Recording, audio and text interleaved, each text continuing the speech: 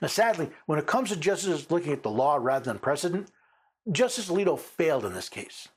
8 years ago, I warned that this court's decision in Carpenter versus United States would produce one of two outcomes.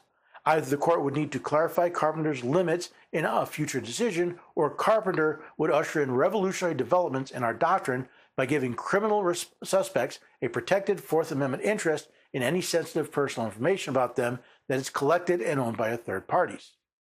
Today, the court takes the country down the latter path. In doing so, the court sheds Carpenter's self-imposed boundaries and further destabilizes long-standing Fourth Amendment jurisprudence.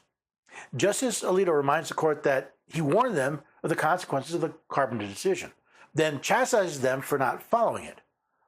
Just because the court has opined some Fourth Amendment jurisprudence doesn't mean that that jurisprudence is correct. Justice Alito further shows his slavish devotion to precedent later in the dissent. Although today's decision will send seismic waves through our Fourth Amendment doctrine, not one iota of the majority opinion will affect the outcome of this case.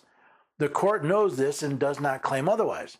Indeed, by refusing to review the one question that could have at least theoretically given Chattree some hope of relief, the court carefully set the stage for its planned performance, striking a pose as a great champion of privacy in the digital age.